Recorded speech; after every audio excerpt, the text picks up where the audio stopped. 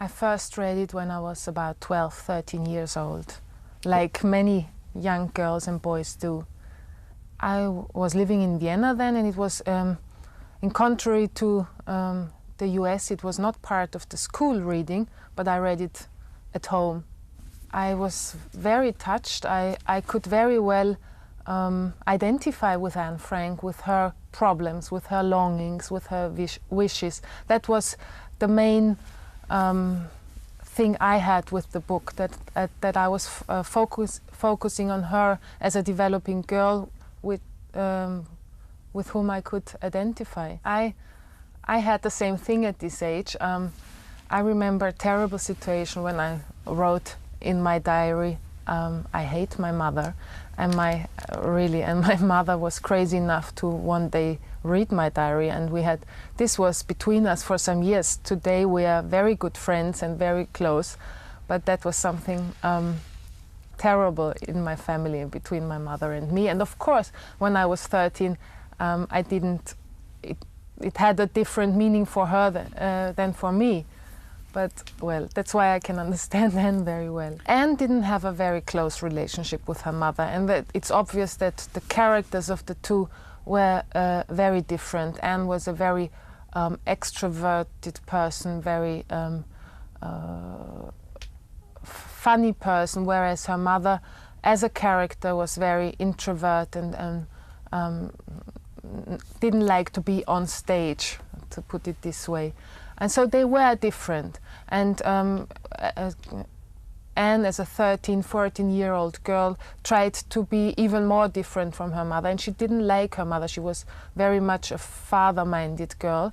And that's something usual, actually. And what we know about the mother, Edith Frank, from the diary, or what we have known until now, was that Anne found her terrible and didn't want her to be her mother. She says things like, I can't even call her mother. I myself have to be my mother. And that's the impression that we had until now. I was lucky to find during my research pages from the diary that were never published before, because the father, as the only survivor, took them out of the diary. And in those pages, Anne, for the first time, shows sympathy and understanding for her mother. She still says that she's different. She has a hard heart, and she can't really feel close with her, but she understands now, after thinking about it, why her mother became that way. Yes, I'm 31 now. I got the diary as a present from a friend about 4 years ago. And I was wondering, why does he give me the diary? I read it as a schoolgirl. It's something that belongs to my past. What does it have to tell to a grown-up that I felt I was?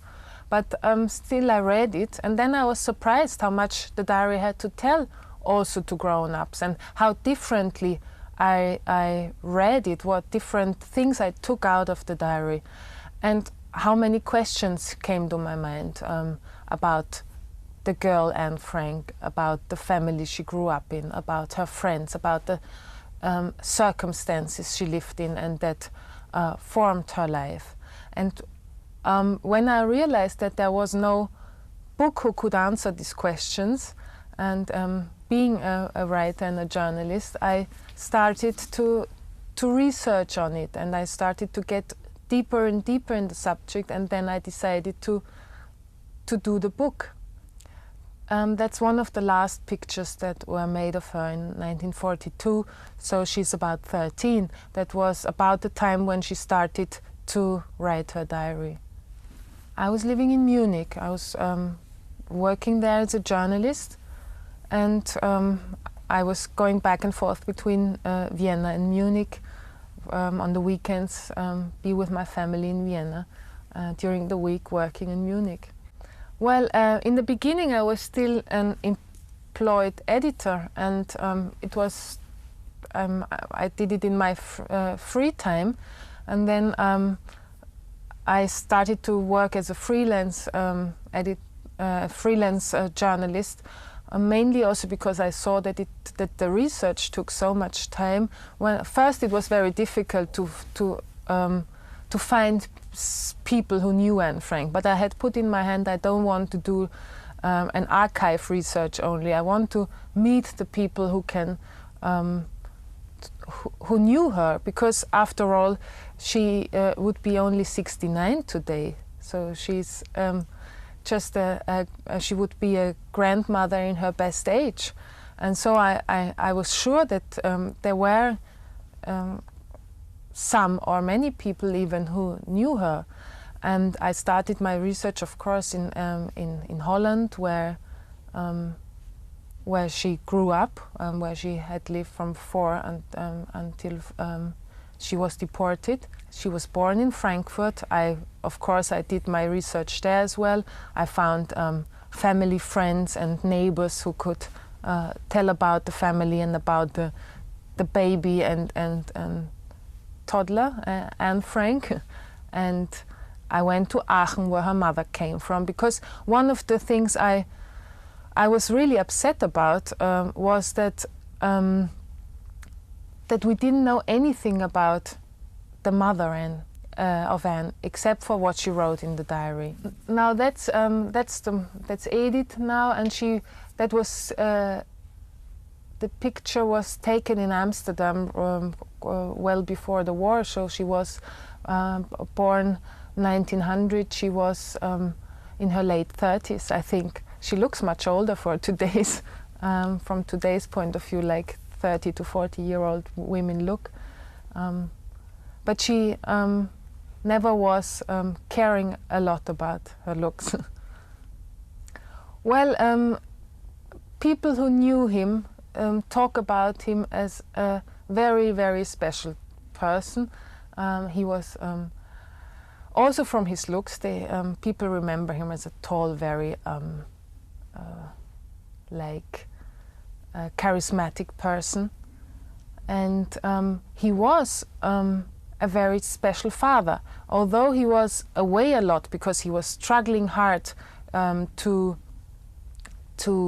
build up a business, and he was not very lucky as a businessman. Already in Frankfurt, the economical circumstances were very bad with the world economic crisis, and the bank had to close down. And he was not very interested in business all his life. He actually started studying arts, and he had to stop that because he had to join the bank business, the family bank business. But he and his brothers were not the big businessmen. But in Amsterdam, he struggled hard to build up a business, and he had to travel a lot, and he was not there a lot. So the mother was the one who was always there. But when he came, he was a caring father, playing and learning with his two daughters, playing with the girlfriends. That's why they remember him so well, making poems with them, singing with them, things like that. Yes, that's the last picture that was taken of the family together on the Merwede-plane. That's where they lived in Amsterdam in 1941. I don't know who took the picture, nobody knows exactly. Probably it was one of the people working for him, Mr. Kugler, because it was already forbidden for Jews to use photographs and to make pictures. Well, of course it was a decision, because I wanted to get the people to the story as quickly as possible. I wanted to threaten them and to make them excited about and make them feel for what's going on, as already in the first pages, even though it's of course a non-fiction book, and everything that I wrote is purely fact-based. I tried to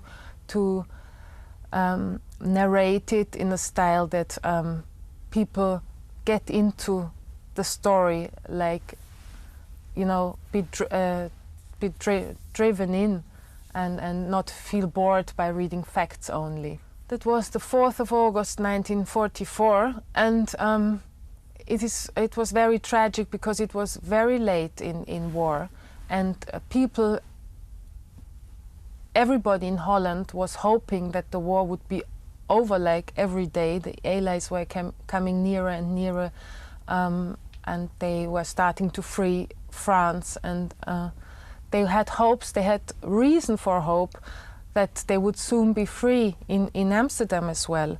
And the atmosphere in the annex had become so much better. I mean, they were already 25 months in hiding, and it was a very bad time, with full of fear, and not only fear to be betrayed and things, but also the problems that the 8 people in hiding had with each other. They were on so little space. They were getting on each other's nerves, and the Franks were so different from the other family in hiding, the Van Pels, and they had so many fights. They were only communicating by written notes anymore. And at this point, and when they were betrayed, they were full of hope that everything would work out well. That's in the old town center on Prinsengracht 263, near to the main church of Amsterdam. Yeah, today it's a museum, and that was the office building where Otto Frank had his office, and in the back of it, the annex was. Well, it was the 4 Franks: Otto, Edith, Anne, and her sister Margot. Then it was an employee of Otto, Herman van Pels, with his wife and his son Peter. And then about in November 42, so a few months after they had moved into the hiding place, Miep, one of the helpers of the Franks, asked Otto Frank to take another Jew in danger, a dentist, called Fritz Pfeffer. And so he came into the hiding place as well, and the situation through this got even more difficult for Anne, because she couldn't share her room with her sister Margot anymore, but had to take the over 50-year-old Fritz Pfeffer in, and that was a very difficult situation for her, of course. Exactly 25 months, over 2 years. Well, they were lucky. Actually, the Franks were, although it's difficult to say, in a much better position than so many other Jews in hiding.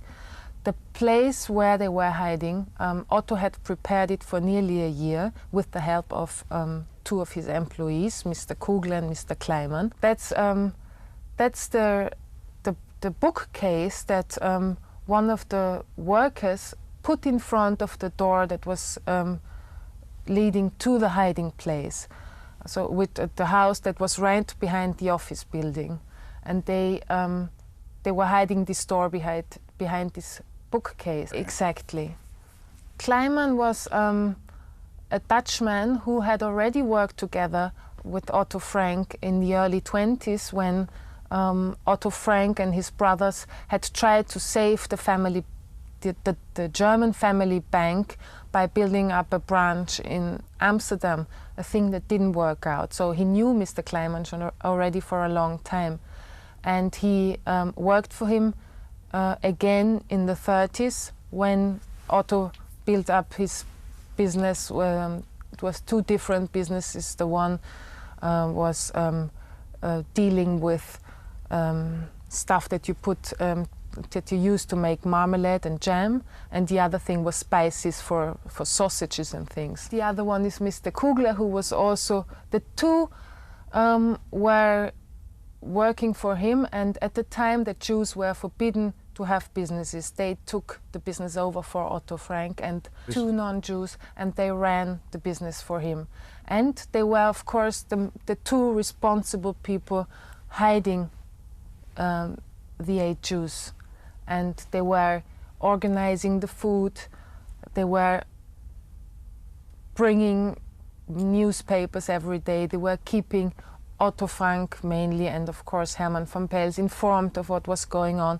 And when the Jews were arrested, those 2 men were sent to concentration camp as well. She's she's the woman sitting down, the other one is Beb Voskuil, the standing up one. And Miep was one of the 5 helpers. So it was Kleiman, Kugler, Beb, Miep and her husband. Miep is the only still living helper. All the others have died in the meantime. And so Miep role, she's the last one who can tell of what really happened. She's living in Amsterdam, 89 years old, and still very very alive, very awake, very curious, vivid person. And I was, even though in the beginning it seemed that I couldn't meet her, because she had a stroke some time ago and she moves slowly and she speaks slowly, but she remembers everything. Then I was lucky that through a friend of hers I could meet her, and I could meet her regularly, and I had the chance to become a friend of hers, really. I can't tell. I've visited her very often during the last 2 years.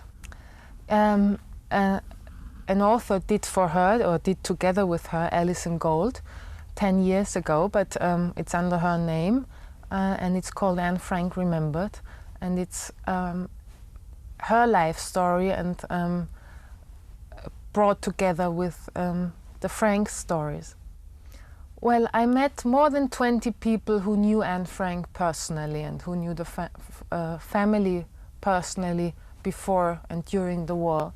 And I met many more, of course, who knew Otto Frank after the war and who are involved in the Anne Frank story in one or the other way, historians and people working at museums and at the archives. But for me, of course, the most important sources were the survivors, who school friends and relatives, and the first boyfriend of Anne Frank, and people who really went through so much with her.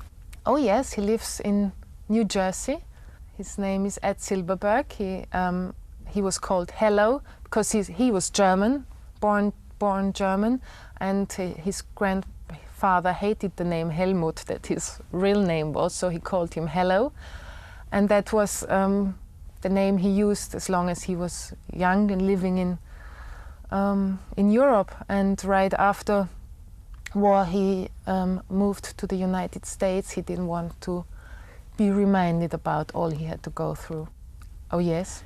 You know, he met Anne for the last time on the day before she went into hiding. And immediately after she disappeared, he had to leave Holland because he was 16 years old, and he was exactly the age that the Germans took the young boys and young girls to the so-called Arbeitsdienst, which was actually meaning that they were taken to concentration camps. So he had to disappear, and he knew that his parents were living in Belgium, which was also an occupied country, but he had to go somewhere, so he managed to cross the border to Belgium, and he was lucky to find his parents in Brussels, and they went into hiding, and they were hidden exactly for the same time, 25 months, as the Franks. And the sad story is, I mean, he was lucky, and Anne and her family were unlucky, because on the day that the Franks were deported from Westerbork, the Dutch concentration camp, to Auschwitz, on the very last train that left Holland for the east, for Auschwitz, he in Belgium, just a few 100 kilometers away, was freed by the Allies. No, I'm not Jewish. Not at all. No, I mean, the survivors, I think they are happy that a third after-war generation person is interested in their story. And also my experience was that many of them are only now ready to talk about what they went through. They didn't speak about it with their children, really. They speak about it with their grandchildren, many of them.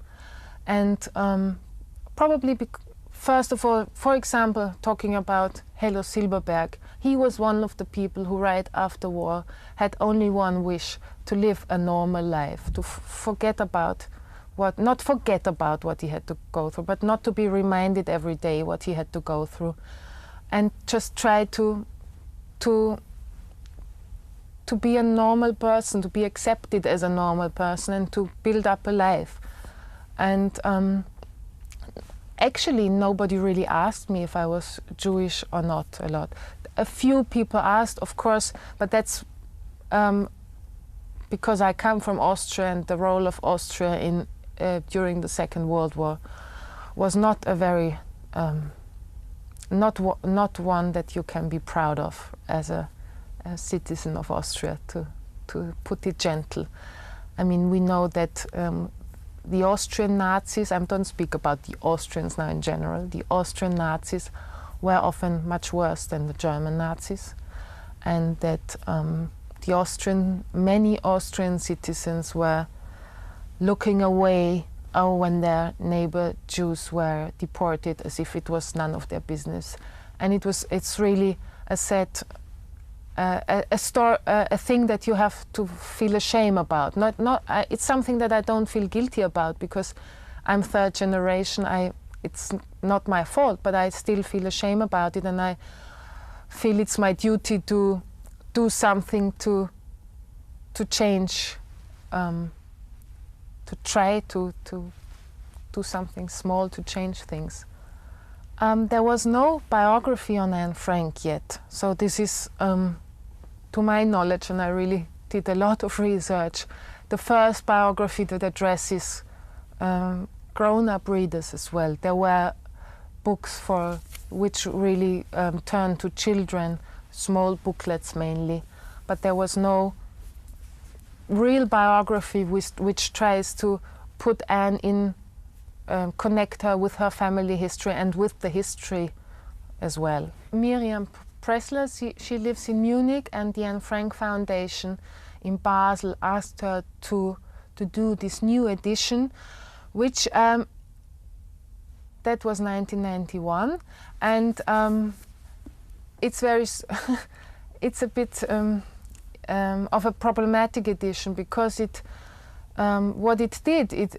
Miriam Pressler did and what she had to do was to add a lot to the diary, which came from the first edition of Anne's diary. This is complicated to explain, but Anne wrote her diary twice. She first wrote her original diary, and then in May 1944 she started to kind of edit and rewrite her diary.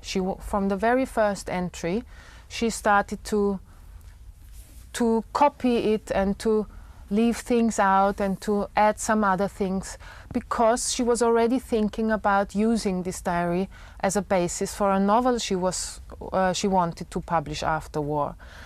And what Otto Frank did in 1947, he based his diary publication on the second version that Anne wrote. And now in 1991, in this so-called definitive edition, many parts of her first diary were added, which is interesting because it gives more of an authentic picture of what Anne really thought when she was 13 and 14, and not only what she wanted in her last version as a 15-year-old, but it's like of mixed up, two versions mixed up, and the reader can't really distinguish between what Anne thought as a 13-year-old and what she thought as a 15-year-old. The version C is what Otto originally edited, and coming back to this definitive edition, saying that it was done by Otto Frank and Miriam Pressler. Otto Frank, of course, when this was done, was already 11 years dead in 1980, so he has nothing to do with this edition. It was just put on for copyright reasons, really. Well, as I said, I was lucky to find 5 pages out of the second diary that Anne Frank wrote, that Otto Frank had taken out of this diary because it includes information that he didn't want the public to know. And until end of last year, nobody except a friend of his to whom he gave these pages a half year before he died knew about the existence of these pages, really. And I was hoping to quote from these pages. That's why I went to see the president of the Anne Frank Foundation in Basel, who is a cousin of Anne Frank. And I was reading these pages to him, and he could read them themselves to make him understand that they don't have any information that would be embarrassing to Anne Frank or the family or anybody, or would destroy the picture that we have of Anne Frank. But the Anne Frank Foundation eventually decided not to let me quote from the pages. That was not because of the content, of course, but because they will publish it themselves now. The gentleman who owns these pages, Cor Soik, has given me these photocopies, and I don't publish these pages, but why I brought them is because many people with whom I speak ask, are they really real? What is this whole story about? The 5 pages about? Probably they are fake. Probably have to do with something like the Hitler diaries that turned out to be a fake, and that's why I wanted to show them to you, even though they are only copies, because they are real. This is her handwriting, yeah, and at the bottom she signs with yours, Anne. That's how she signed all the letters that she wrote, because at one point she decided to write her diary in the form of a letter to a imaginative friend, Kitty. That's the second diary. That's exactly the size of the pages, and it was well over 200 pages, this second edition. And the paper she used originally was double size, and she folded them so it became this size. And she used blue paper and pink paper, or like rose paper, and that was the typical office paper in that time, which Mipris and Beb Voskal brought to her every day from the office. At this stage of war, paper was people were very short of paper. Paper was a very precious good, so she was aware of that. She had to be very careful. This paper is like very thin, very delicate, so it's torn apart. Mainly she wrote with ink, and she got the pen from her grandmother on her mother's side when she was 9 years old, and it was something very special for a 9-year-old girl to have a real pen in these days. And she lost that pen in the hiding place, because with some papers and some waste it was thrown into the oven, and she writes a very nice little story about the funeral of her pen. Well, that's several booklets. We have four books or booklets were kept. The whole year 43 has been lost so probably it's 1, 2, or even more booklets that were lost. We don't know about that exactly. But Miep Gies found the diary, the whole thing.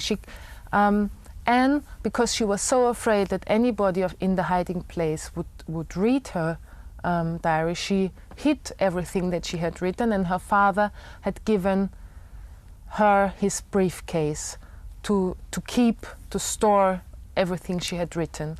And on the day they were arrested, the police officer Silberbauer, who had arrested them, needed some bag to carry the jewelry and whatever he was the things that he was taking from the hiding place, like mostly jewelry, needed a bag to carry it. So Otto gave him the briefcase, and he threw all the papers without caring of what they were,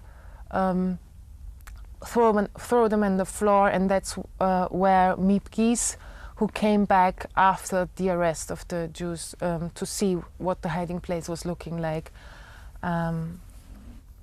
Well, she took everything, together with Beb Voskal, she took everything that she could find and see together. And yes, that was in late afternoon, after the Jews and the Franks and the Van Pels had been arrested, she took the pages and she brought them to her office. She didn't read any of it. She put it into her office table and kept it there until Otto Frank came back after the war.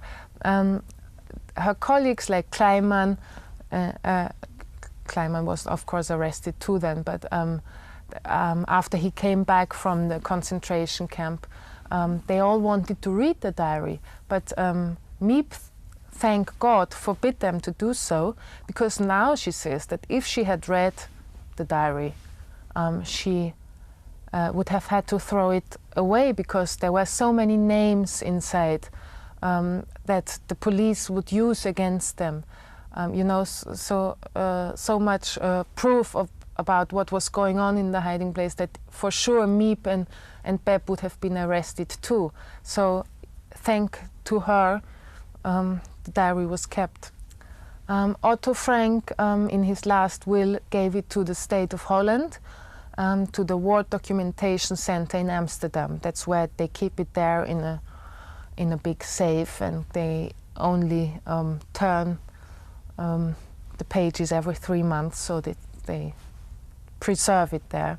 Yes, I have.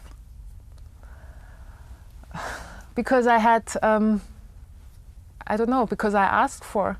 I mean, I couldn't, I was not allowed to touch it. I was not allowed to work with it because there are anyway copies, but I had this wish to be able to see it. It was first published in Holland in '47, and it was not easy for Otto Frank to find a publisher because so short after war, nobody was really could imagine that there was an interest for it. 2,500 copies were printed, and it sold well, not very well. And then Otto Frank had a difficult time finding an American publisher and finding a German publisher. And in '52, the book was published here in America, and it was a success, and the critics wrote very good about it. But a big success, a really long-selling, huge success, it only became after the theater play was done and after a film about the diary was made. Well, the Anne Frank Foundation sticks to approximately 26 million copies that have been sold worldwide. They are up to 30 million at least, and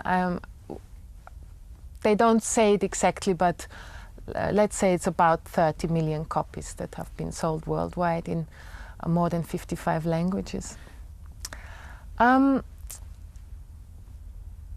The Anne Frank Foundation doesn't want to speak about it.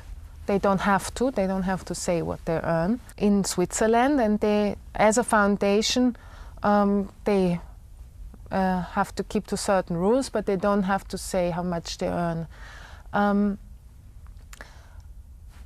I am an author myself, and I know how big the percentage is that you get from each sold book, and it's usually something between 5 and 12%. And the more copies you sell, the higher the percentage gets, of course. So if it's only $1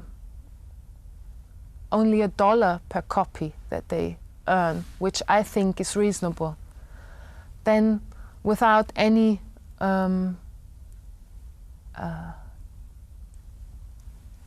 surplus that they make on the banks, I don't know the word in English now, and anything they earn, any interest that they earned during the years, they have earned about 30 million. Well, it doesn't bother her at all because she's not money interested. What actually happened is that she thought that Otto Frank didn't have more money to give to her, and that giving her $5,000 was already generous. I mean, that's what her character is like. Now that she knows how much money Otto Frank already had at this stage. Of course, she's a bit sad, but she would never ever criticize him for that.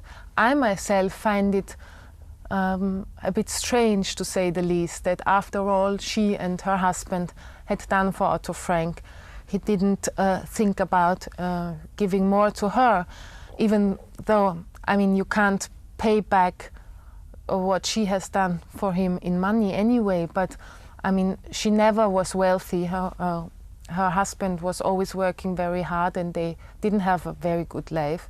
So the money could have helped her to go on holiday or whatever. I was thinking very long whether I should write that or not, and I knew that people would be astonished that the perfect person, Otto Frank, did such a thing. And I think it makes him more human. Nobody is so perfect as not to have one or the other not so good side in his character. So I found it, necessary to show him as a human being. I think that it was most probably the cleaning woman Lena Hartog van Bladeren. She was one of the cleaning women working there in the front building. She didn't come every day, but about twice a week. And her husband was working there as well. And she gave warnings. About a month before the Jews were arrested, she told to different people that she knew that there were Jews in hiding there, and that she couldn't watch that any longer because she thought that she and her husband and the other people there were in danger because of that. And well, obviously she was stupid, you know. Well, the first hint came from Miep Gies. She was, for the last 50 years, that she was convinced that it was not Willem van Maan, the person we always thought that betrayed the family, was the betrayer. She thought that he was an unpleasant person, but he didn't do that. She was more thinking about Lena Hartog. She never spoke about it because she couldn't prove it. She didn't have a proof, and she had learned during the war that you don't speak about things that you have no proof for. I then went back to the police records. There were 2 investigations after the war, 48 and 63, to try to find out who betrayed the family. And Lena Hartog van Bladeren was one of the people who was interviewed by the police, as well as her husband. And I found out by comparing the interview files and things that she didn't tell the truth. She actually lied to the police, but they didn't follow this trace at that time, which is a pity really, because I'm sure she should have been brought to court. Well, family members have. I was lucky to find a member of the Hollander family, Eddie Freifeld, who now lives with his family in Virginia, who has been working hard for the last years to stick together this family tree with the help of still living family members. He's the closest still living family member of the Frank family. He lives in Basel, Switzerland. Well, he has 2 roles. He is first of all, he's a cousin of Anne Frank, and she liked him very much. They liked each other very much. They played together and things. And second of all, he's the current president of the Anne Frank Foundation. So he is responsible for the copyright and for everything that is going on with the Anne Frank diary. And as much as he helped me in the beginning and as close as we got, and he showed me a lot of family correspondence that has never been published, and he told me a lot of stories about the family. As much I had problems with him in the end when I found the 5 pages, and he had to turn to me in the role of the president of the Anne Frank Foundation, and he wasn't very happy about what I found. So. Well, immediately after they were arrested, they were brought to prison in Amsterdam, where they stayed for 2 nights, and then they were sent by train to the Dutch camp Westerbork, that was used as to collect the deported Jews before they were brought to further east, or to a German, if they were lucky, to a German concentration camp, but most of them to Auschwitz and Sobibor. They stayed there for a month, and they were full of hope that the end of war was so near that probably they wouldn't be brought further east, but they were so unlucky as to be taken on the very last train that left Westerbork for Auschwitz. And they arrived in Auschwitz in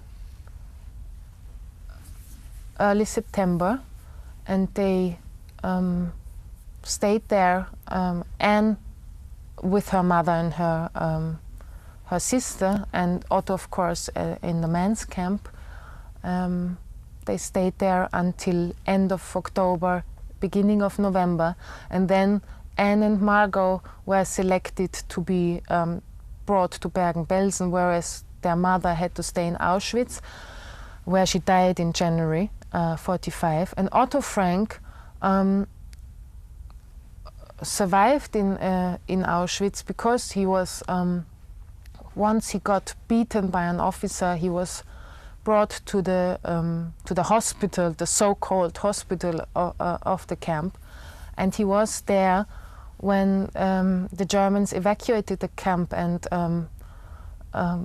all the Jews that were still in the camp were forced on the death marches, where most of them died. So he could hide in this hospital barrack, and he was lucky that he was left alone, and he was there until the Russians came to free the camp. And then he was brought via Odessa, he was brought back to Amsterdam. No. There was a documentary before, which is called The Last 7 Months, done by a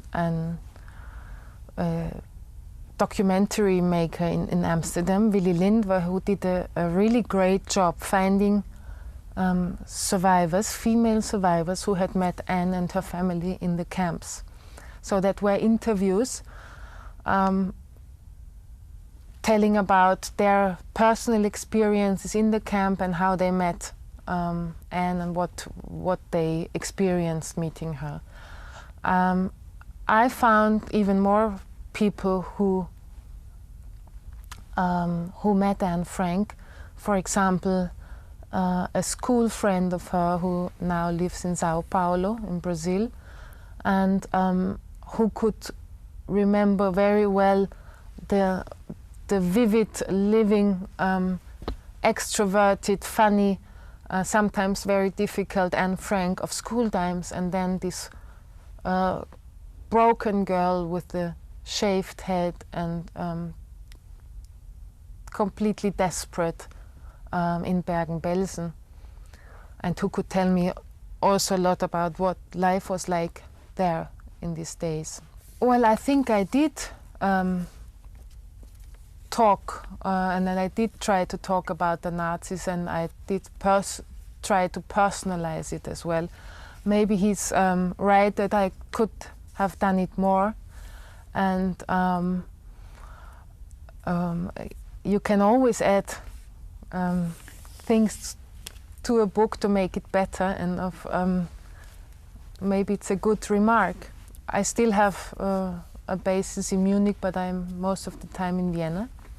I'm a freelance writer for several German and Austrian magazines and newspapers in Vienna, at university, and Vienna University. It's not my first book. I have written another book, but it's the biggest work I have done until now, to put it this way, and the most important work that I have done until now. Last summer. No, it was published simultaneously, so the translators had a really hard job trying to catch up with what I've done, but we managed, and I had a fabulous editor at Henry Holt Metropolitan, Sarah Burstel, and so I'm happy that it was brought out at the same time. It was Sarah Burstel and Michael Naumann. He is now going to be the State Minister of Culture in the new German government. Oh yes, I met him several times in New York, and by chance I met him also in Munich, where he was for a pre-election campaign. I don't know that exactly. In the beginning, now it was published simultaneously in German, Dutch and English, and it will be published in spring next year in Japanese, French, Italian, Swedish, Finnish, many languages. To promote my book only in the 3 countries that it was published until now, to research in many more countries. Well, in the very beginning, it was all about the 5 pages, and thank God, people who read the book realized that, although of course it's an exciting thing that I was able to find these 5 unpublished pages, they are just a small part of the book, and they add something to the story, but they are not the story. There's much more in the book that I think is of interest and that can add to the understanding of Anne Frank. And the reaction mostly was very positive. People were surprised that there was no such book until now, and I think they appreciated that there is one now. I think she was a quite difficult person, very outspoken, very direct. She hated lies, and she was very often uncomfortable being so direct. But I think I would like her.